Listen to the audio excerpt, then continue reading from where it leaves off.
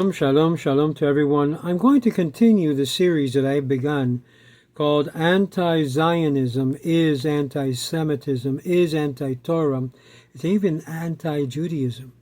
I want us to take a look as to the reason why the religious group that you see garbed in the traditional Palestinian robe and toting around the Palestinian flag, which is really a flag that should be abhorrent to any person of humanity, that have gone out and called for the annihilation of a whole entire group of people, the nation of Israel.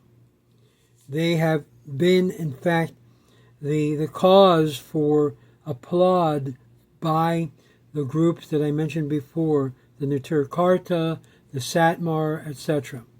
Now, in response to the Zionist use of Rabbi Chaim Vital's statement regarding the three oath that had expired over 1,000 years ago, nevertheless, what we will see is that Rabbi Chaim Vital wrote that these oaths, the three oaths, were in effect only for the first 1,000 years after the destruction of the Beit HaMikdash, or the temple. So in other words, 1,000 years afterwards, it's no longer applicable, these oaths. And in response to the question, the religious anti-Zionists, which I know many of them, even one on a couple of channels, one of them is a good friend of mine, actually two of them are a good friend of mine, and I don't agree with their positions. In response to the questions as to why God would allow Zionists some measure of success if Zionist is against the Talmud and anti-Zion religious Jew, follow responding the following. The fallacy of the argument lies in the undeniable fact that there is evil in this world, and Hashem allows people free will to choose to do wrong, even to be successful in doing the wrong on a large scale. Why Hashem decided to grant their efforts success to a degree of success is one of the mysteries of our era, says these anti-religious Jews. But the fact that they succeed is no more a proof that they were doing the right thing than is the fact that the Germans succeeding in killing 6 million Jews as proof that they were doing the right thing. Now, these response by the religious camps, the Satmar and the Netur Karta, basically are baseless because they also believe in a concept called divine providence. And divine providence would make it very clear that it was God's will to have the state of Israel established and that the Jews would have a state in which to come to. Unfortunately, their divine providence theory doesn't work very well when it has to do with Zionist Jews. The Zionist arguments consider the three oaths in the following way. One, it's a midrash, and therefore not halakhically obligatory. Number two, they are opposed to halakhic midrashic, are traditionally understood as a valid source of halakha, but according to Maimonides, Mishnah Torah, the Arba'at Turim, and Shulchan Aruch, and other halakhic sources do not cite the three oaths or rule accordingly. They are not found here in all of Maimonides, and himself advocated for the reestablishment of the Jewish sovereignty in the land of Israel through human initiative, rather than waiting for the Messiah in some dream future way. We establish what is in our heart to do what is right before God and man. It's not clearly established either that the Gemara or the Halacha that precisely would constitute permission from the nations, such as the Balfour Declaration, the San Remo Conference, the United Nations General Assembly. We know how they go.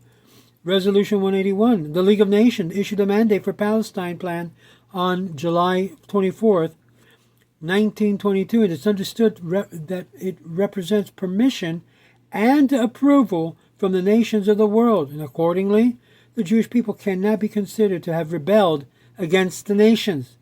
And this was the opinions of Mayor Simcha of Dvinsk regarding the Balfour Declaration.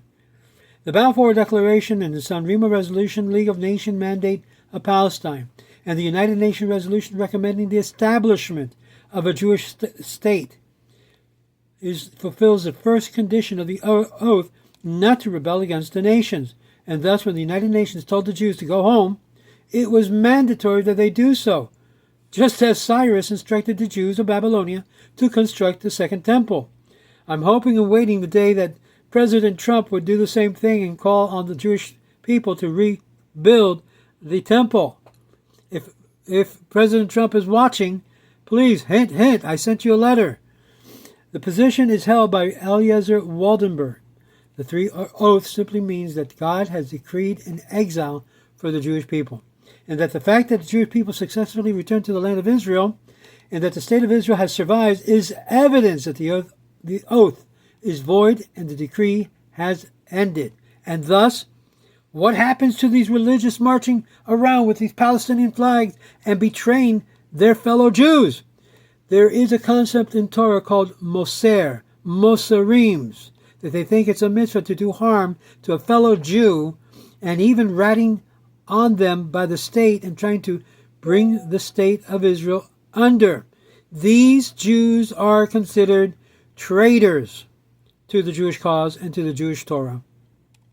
Although these three oaths were obligatory in the past, the Gentiles violated their vows by excessive persecution of the Jewish people, and therefore the validity of the two other vows has been nullified. Religious Zionists, like myself, we point to a specific midrash warning that if the nations violated this oath, they caused the end of days to come prematurely, which is exactly what's happening.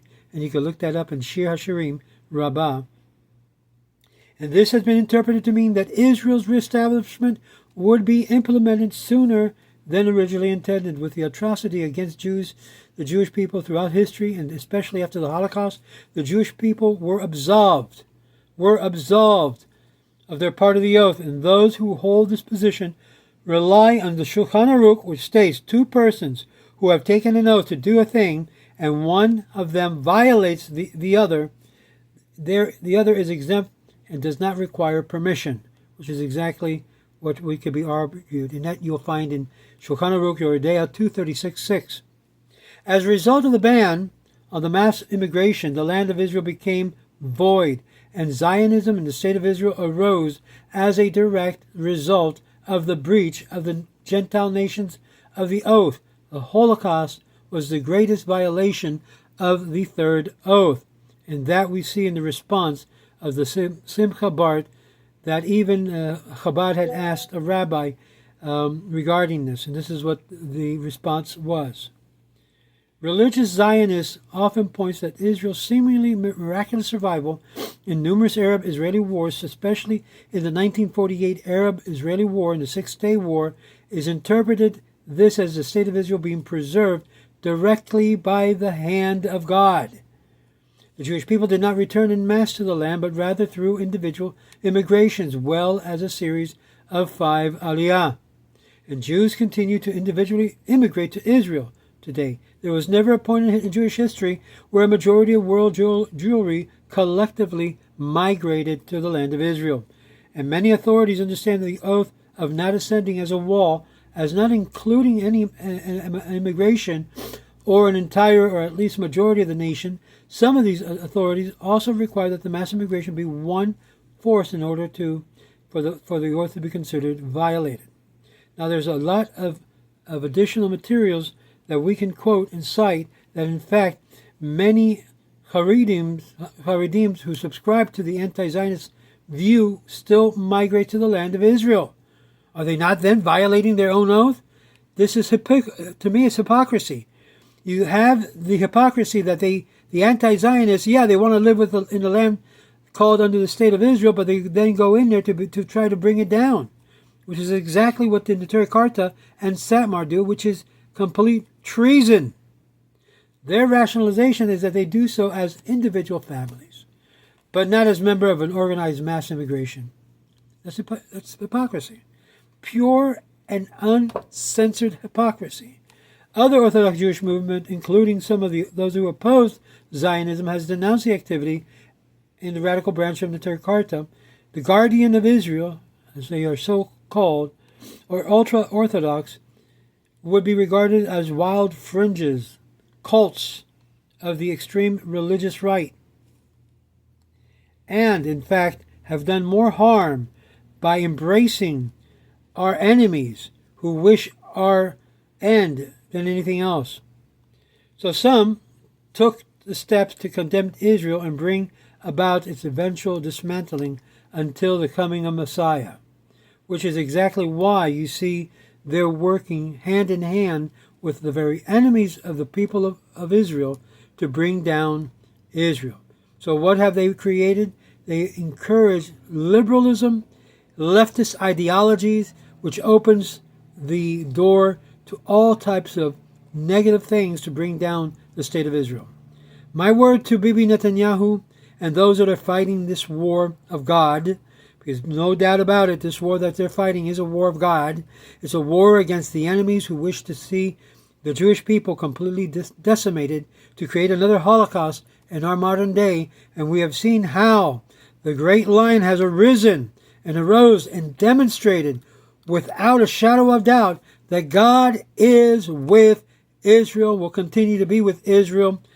Those who like it or not are going to be ashamed and will have no part of the messianic rule when that takes place, because they have demonstrated that they do not merit the very revelation of God that God has been giving the Jewish people since 1948 and onwards. You may disagree with me, but the fact is we are seeing God's hand move mightily with the Jewish people, even when nations outside of Israel curse Israel and they get repercussion as a result, which is what I've been insisting in all of my speeches.